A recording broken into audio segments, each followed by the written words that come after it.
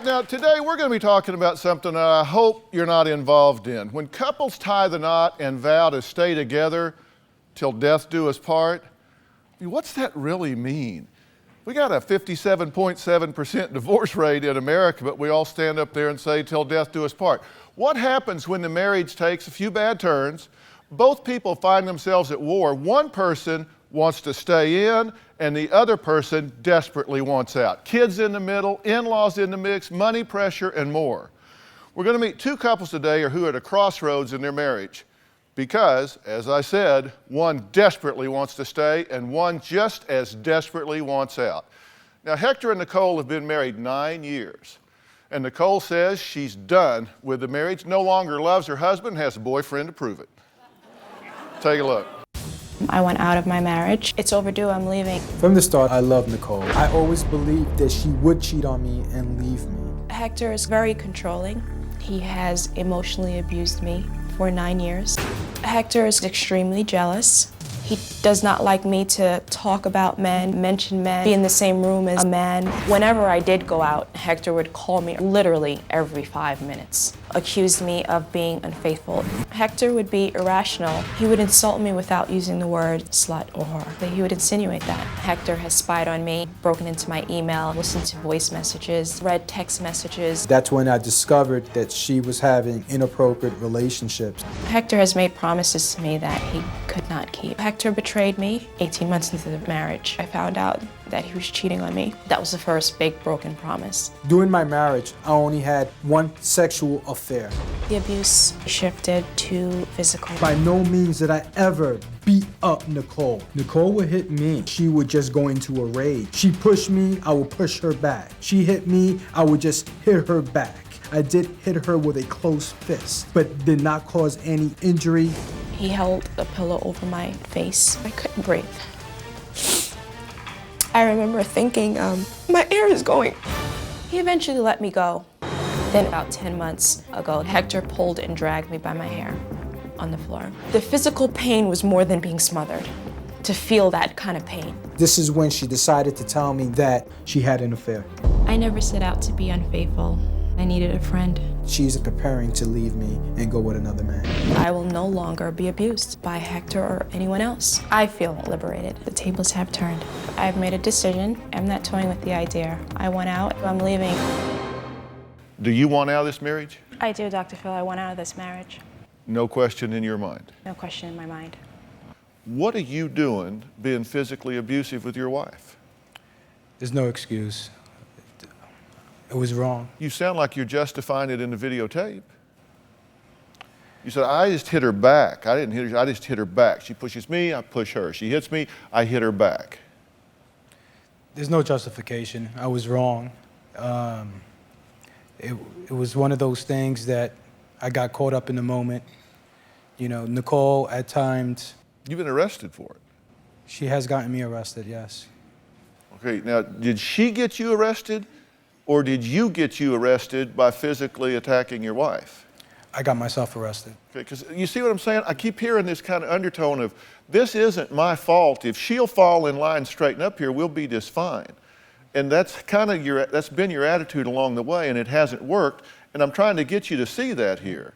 You probably feel like I'm picking on you because I am, but I'm trying to get you to see some things. That's the reason I'm focusing on you. Did you hold a pillow over her face?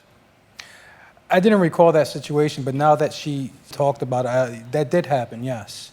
What was happening is that she was screaming at the top of her lungs and the boys were sleeping, and I was telling her to calm down.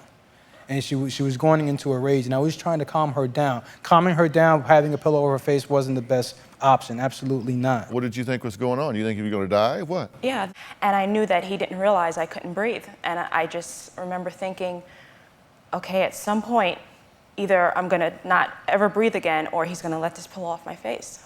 What do you think goes through a woman's mind the morning after you've smothered her with a pillow? It's a no-brainer, you know, why stay? You know, why put up with that? Have you been controlling? Yes. You admit that you've read her diary, that you broke into her email account, you dig in her purse, find her cell phone, review the text messages. She's not allowed to have any male friends. And if she's out with friends, you'll call her every 5 minutes. You keep all the passwords for email and checking accounts. I mean, you basically don't have much access to anything. In fact, you said it's like he owns my soul. Yes, that's exactly what I said, Dr. Phil. He at any time could open up anything that's personal to me and read it, or destroy it, or erase it.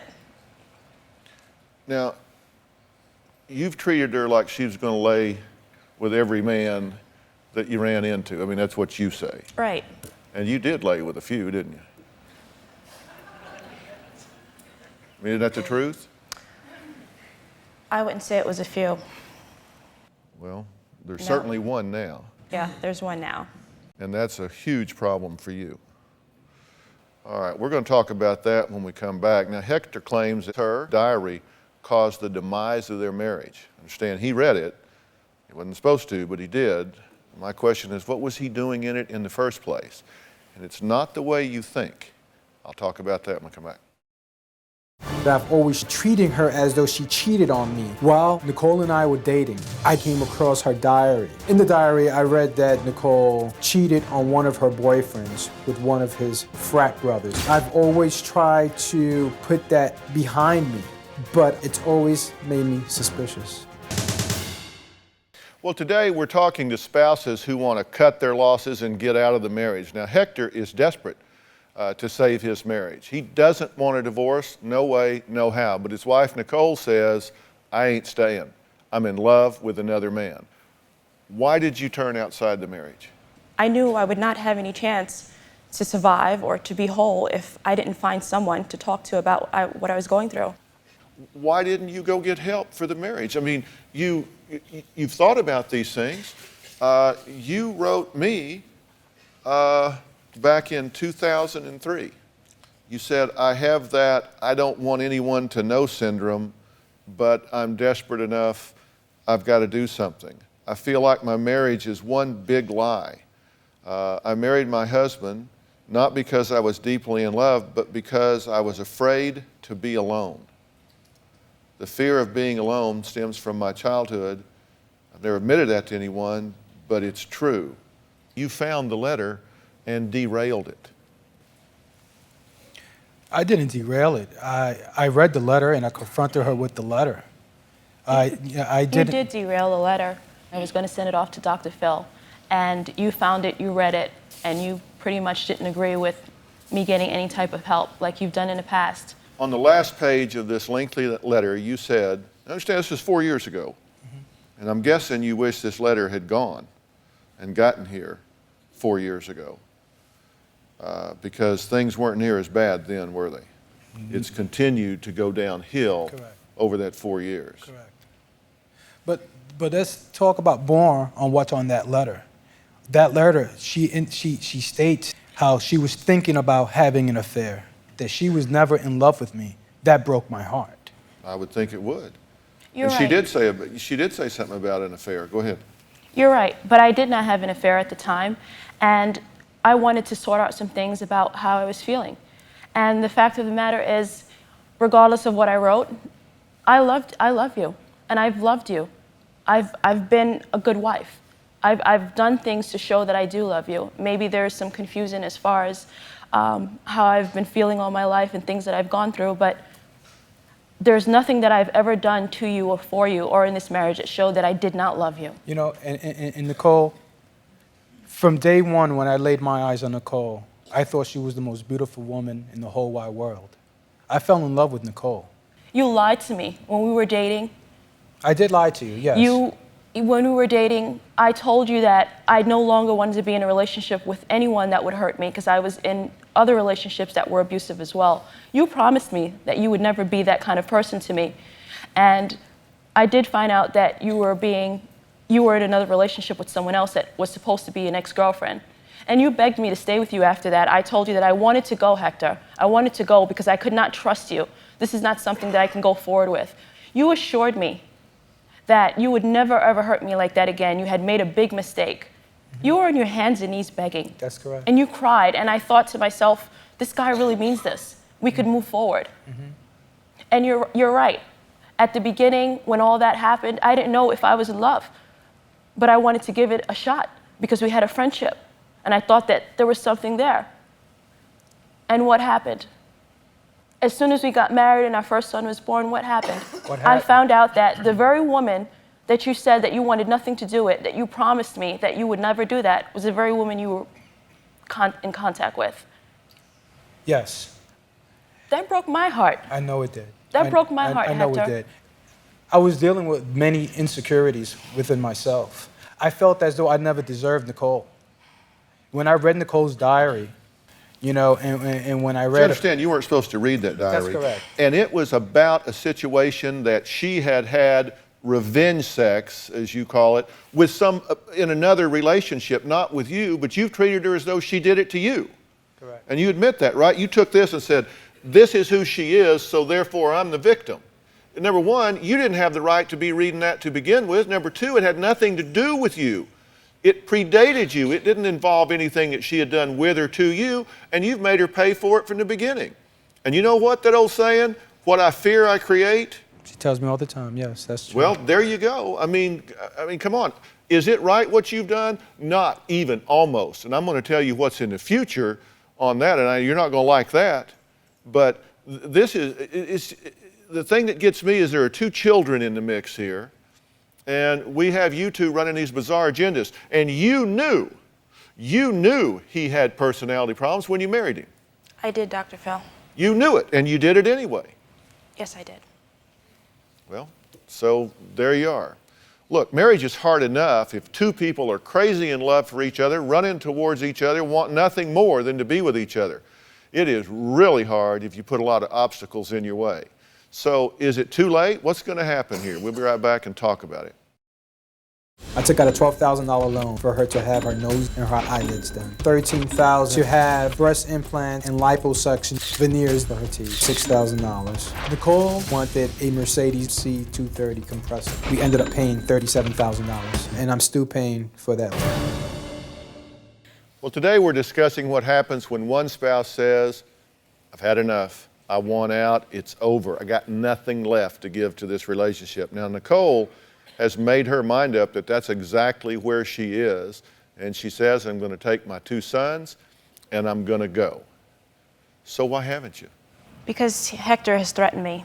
The first thing Hector said to me when I told him that I wanted out was that if I left, he'd make sure that I'd never ever see my son again. And the thought of that, never ever seeing my son again, it was better to stay in a relationship that I didn't want, that I was so unhappy in at the time, than to walk away from my child. I know that it's ludicrous that that could not have happened, but at the time I didn't. I believed it. I believed him. I believe that. But you don't believe it now. No, I don't. So why aren't you gone? Why haven't you filed for divorce? I mean, I don't get it. I fear dragging my children through a nasty divorce. I want us to come to some compromise, a good decision that will benefit our children. I don't want it to be a nasty divorce. I don't want my kids to suffer anymore. Do you really want out? I do want out, Dr. Phil. And you're in love with this other person? Yes, I am. Is this guy an escape from a bad situation for you? Or is it somebody that is a quality human being that you can see sharing your life with? No, I see him as a quality human being that I could share my life with. The reason why... Then what the hell's he doing somebody else's wife?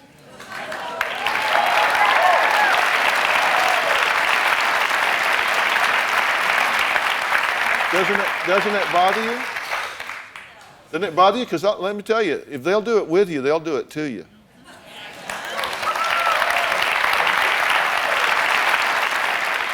Tell me why you are willing to accept someone that will intrude upon another man's marriage and be involved with you. And as you contemplate your answer to that question, let me tell you, research is very clear. The likelihood of a marriage succeeding, a first marriage succeeding, is about 50-50. About 50-50. The likelihood of a second marriage succeeding, somewhere around 30%. If that second marriage begins in infidelity, on either part, about 5%. You got a 95% chance of failure if you get into a relationship with somebody where it is born under a cloud, where it's born in infidelity. Now, don't know him. I'm just telling you that's the statistic across time. Marriages that begin that way, won't you always go in there saying, you know, he was doing it. Is he married?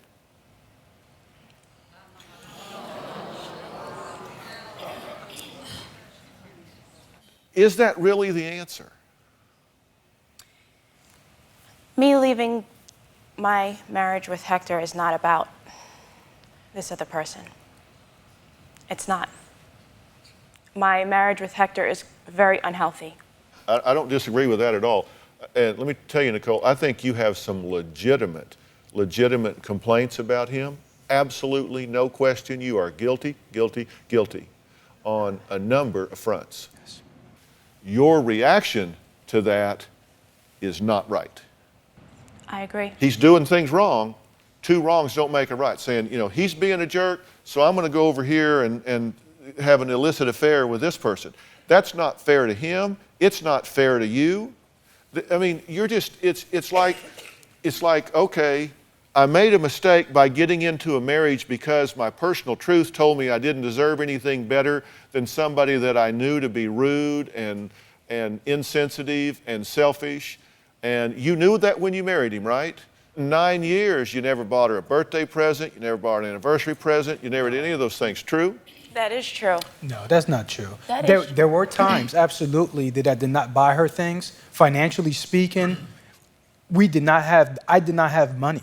It's true. You have let many holidays and anniversaries pass without giving me anything. It wasn't just about material things of you buying. You would let these occasions pass and wouldn't even attempt to do anything like that. And when I confronted you about it, what did you tell me? If you want someone to treat you nice, to treat you with those nice things, go ahead and find somebody. Exactly. That's go correct. ahead and find someone. So guess what? Because you were questioning my manhood. It's not that I didn't want her to get her. It's not that I did not want to get her things.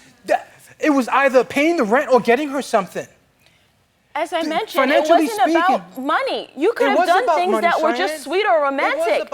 Cheyenne, there were times that I would do candlelight dinners for you. You told me, oh, cooking is something I like, so therefore it's within my comfort zone, therefore it's nothing big for you. You started doing candlelight dinners for me after we started having major issues and major problems in our relationship, and I kept telling you I wanted to leave.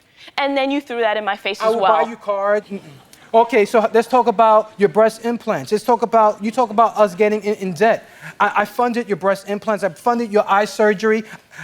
You tell me that I shouldn't brag about that I'm paying for your Mercedes-Benz, but the reality is that I am paying for your Mercedes-Benz. No, we are. What you make is our income. It is our income. And I stay home, and I'm home, and I take care of your kids and you as well. I take care of my family. Cheyenne, you do a great job doing that. You do a great job doing that, and I don't deny you that. I never say you was a bad mom. I made a conscious choice to put my career on hold, to take care of my family.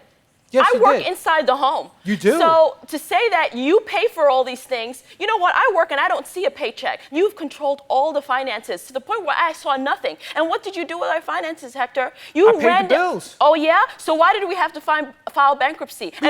We filed bankruptcy when we were in Ohio together because we both defaulted on things. No, I didn't default on anything. You controlled all the finances. You controlled me. So if I defaulted, why is it the bankruptcy is under your name and my name? Because I'm your wife.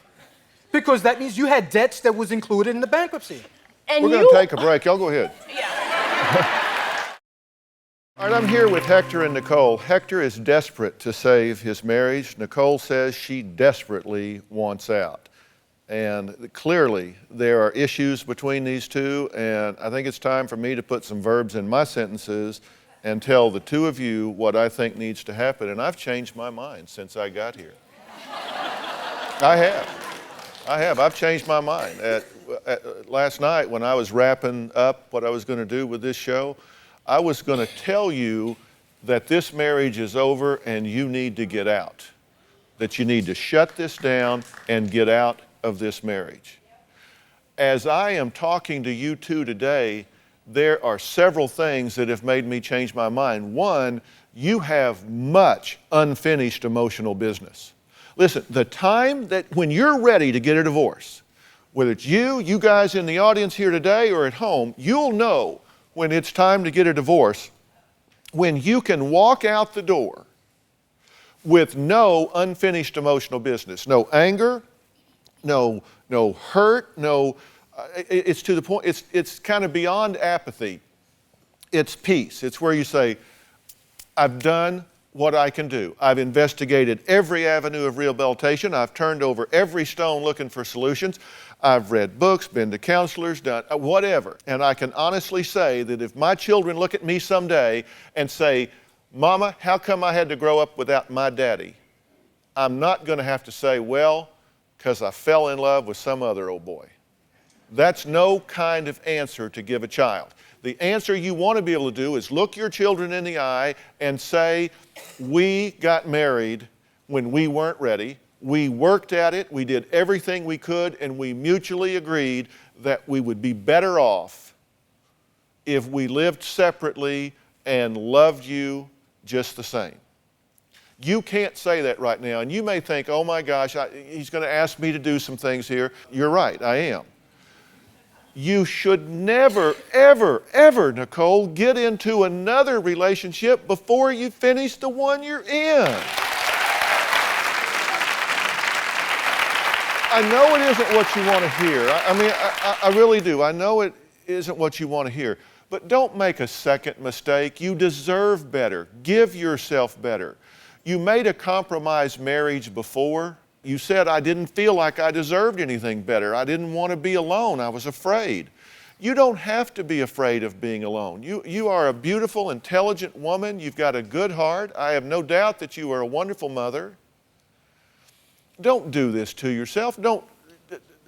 I'm not dogging on this guy, but I guarantee you, that's doomed. This isn't going to be your future. If you go with this guy now, it isn't going to be your future. A year from now, 2 years from now, he's going to be out of your life. He's going to be gone. He's either going to be back with his wife or he's going to be moved on to somebody else's wife, and you're going to be there saying, well, I've lost my husband that I committed 9 years to. I've lost my lover because he moved on, and here I am with 2 kids and trying to balance things in the world. If you want out of this marriage, if this guy doesn't treat you with dignity and respect and value you the way that you want to and nurture your feelings, then you ought to get out of this relationship, no question about it. You deserve better, okay? But you can't give this a fair shot while you're over here with this guy. You need to stop that relationship, and it's not a matter of if, it's a matter of when, because it's doomed anyway. You got to stop that relationship. You got to get a wake-up call, my friend.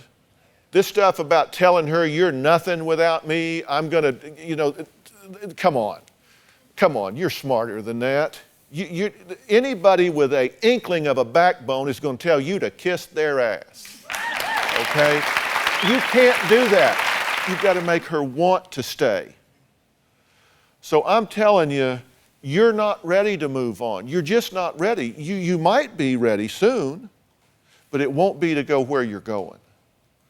And I'm just telling you, I think the 2 of you deserve giving this a chance. Put a timeline on it. Say, I'm going to give 90 days to this situation without any interlopers, without any players, and no kidding, honestly, have the emotional integrity to say it and do it, and give it a shot. And if you're willing to do that, I will help you do it. I will lead you to some resources that will guide you through this individually and collectively. Will you do it? I have a question. How do I do that when I don't have any feelings left? You don't need feelings right now. You don't have to care. You just have to want to care. You would love to be in love with your husband, wouldn't you? Wouldn't you love to be in love with the father of your children?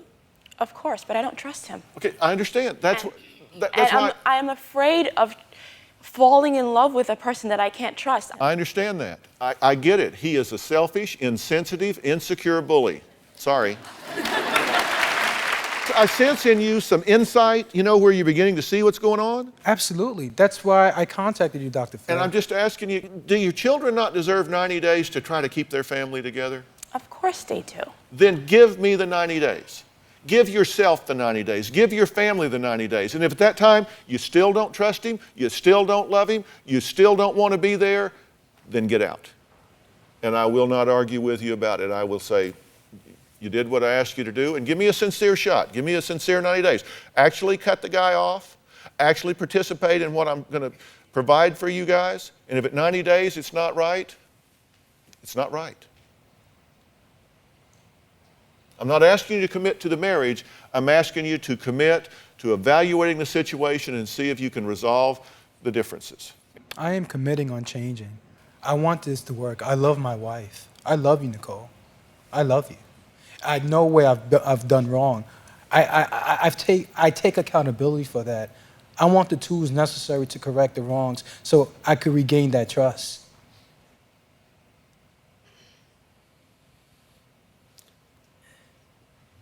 Will you give me the 90 days?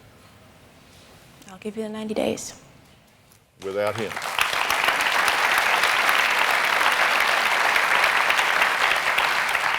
Without him. Yes. I know you don't want to. You're going to be able to look yourself in the mirror and said, I gave it a straight up shot and I can leave this with a clear conscience. That'll be important to you in the rest of your life. And who knows, you may be able to take those barriers down. It's a long shot, but it is worth it. Okay? All right, next we're going to talk to a husband who wants to dump his wife for good. He says she stalks him and has even thrown herself in front of the door to keep him from leaving. We'll be right back. Well, what happens when a marriage becomes the War of the Roses? Now, Nancy believes her husband, Sean, still loves her, and she's desperate to hang on to the marriage. Sean, he doesn't quite see it that way. The reason I just decided to divorce Nancy is just because I can't take it anymore. Nancy's ruined my life. I've had all I can stand with this marriage. I feel like Sean needs to realize that his wife and his daughter are the most important thing to him in this world. I'm done with it. If she wants to keep living in that drama, then she can go ahead. I'm not going to be there with her. I found out I was pregnant with our daughter Layla almost 4 months after we dated. Nancy and I got married pretty quickly. We were butting heads already. Sean was mainly drinking while I was taking care of our daughter. We were getting these huge fights. I don't have the money. If I do have the money, we wouldn't even be sitting here arguing about freaking liquor. Sean has called me a whore, fat, psycho. Sean even calls his daughter Layla. Nancy's very aggressive when we fight. She's right in my face. She's coming at me. Not my credit card. You're an idiot. I'm not sitting there buying liquor in my cabinet. It doesn't matter. We got into a big altercation, and then I slapped him. He pushed me down on the floor. I want to go out the door, and she throws herself in front of the door. I start running away from her. She left Layla in the house while she chased me down the street. Later on, I was trying to get away from her to get into the bathroom, and she starts rushing the door, banging on the door, you know? I found out that he had a profile on MySpace, and he had under his profile that he was single with no kids. I felt like Sean was hiding who he was talking to behind my back. I think Nancy may be obsessed with me. Nancy has actually called me 35 to 40 times and within 1 hour. I would look in his emails. I would check his phone messages. I've woken up and she's been sitting next to me with my pocket knife, looking at me kind of weird. I don't know what she's capable of. I filed a restraining order. I was really afraid that Sean was going to take Layla away from me. I don't think Sean is equipped to take care of our daughter nor himself. Now I get this paper from her lawyer saying that she's going to take full custody. She got mad at me, so now she's going to take the daughter away. To me, that's not right. It doesn't make any sense. I think if Sean would do the work, our marriage would be saved. Everybody has a point where they just physically and mentally can't do it anymore. I'm over it. I don't want to save the marriage. Okay, now, let me get this right. We're talking about a guy here that says he's done. You want out, right? You say, I don't love her, I don't want in this marriage, I want out. Right. Okay? He calls you a whore, a bitch, a fat ass, and a loser. Your daughter a half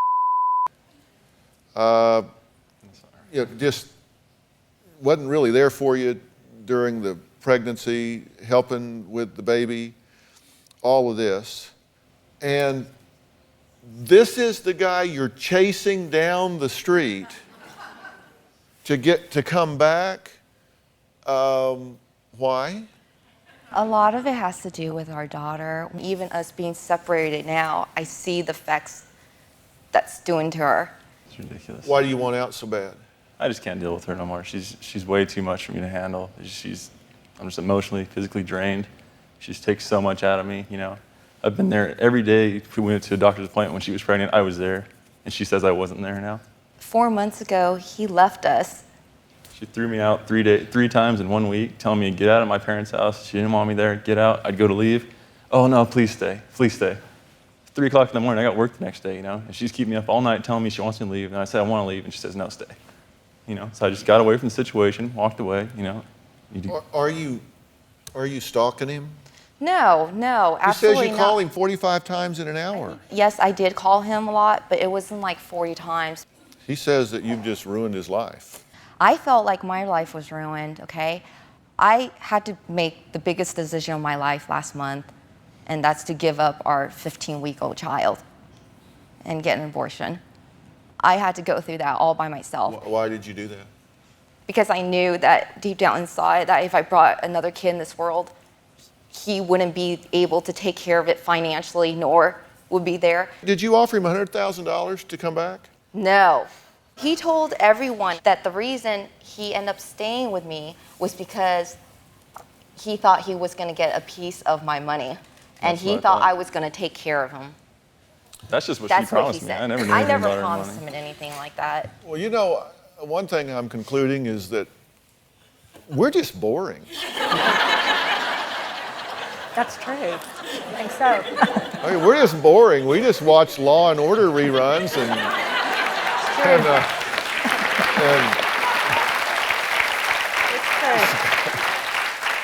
One thing our talk marriage- about how cute the dog is. All right, we'll talk about this when we come back.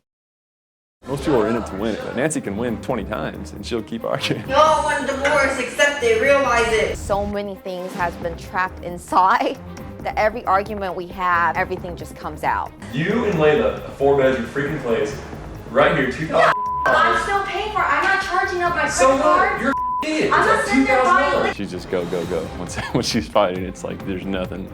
I got some of those little earplugs. I'd stick them in when the lights were out. I don't think she ever found out about that. Well, we're back with Sean, who has demanded a divorce and says nothing is going to change his mind. Nancy says, look, not so fast here. We got a daughter in the mix. We don't just turn around and walk away from this thing. Do you think you're pushing him away? Probably because there's just so much resentment. Are you still in love with her? I care about Nancy. I wish the best for her. I never wish bad on her like she does to me, you know. I mean, I love her as a person, love her as the mother of my child, but really I don't see anything there anymore. There's just too much we've been through. Why'd you marry to begin with? Just I wanted to make it work. We wanted to give the family a try, you know. She got pregnant, so we wanted to try to do the right thing. We made a good effort, but she never said it was a good effort. You know, it was never good enough. Oh, you never worked. You never wanted to support I her. didn't work The whole to time see she's been born, you spent like $300 on her. When she came back, this is what I get. when I allowed him to come back into my life after he left us for a month and a half, okay? I wanted to sit there and talk about our feelings. I wanted to share it out. And there's emails that you asked, okay? No, that you were talking no. to me on the phone, trying to get me to come back down. No. I said, okay, I'd come back down, try to make it work for our family, give it one last shot No, after I DrPhil. left. Are you going to get a divorce? I'm going to get a divorce. I kind of have an eye for these things, and I think this situation is done. I'm telling you, I do. I think it's done. I think you have moved on, and I think the thing you two have to do is challenge yourself to find a new relationship with each other, because you were husband and wife, and now you're going to be co-allies of this daughter. And if you did anything to separate your daughter from her mother, then shame on you, because that would be cruel to her. If you did anything to separate her from her father, then shame on you, because that would be cruel to her. She needs both of her parents. She needs to crawl up in your lap. She needs to crawl up in your lap. You don't use her because you're mad at him. And that's what she's doing. You don't do that. That's making her pay for it. Look, you got pregnant, you married because of that. But for that, you wouldn't have gotten married, correct? Mm-hmm. So you gave it a shot. It didn't work. But you still have responsibility to this young daughter. You two have to understand, you're young, you did this, you don't stay together for the child. Right. That was our Because I problem. guarantee you, if she could say it now and she can't, I truly believe children would rather be from a broken home than live in one. Yeah. Exactly. Do you have a story or a question for me? Click the link in the description and tell me what in the world is going on.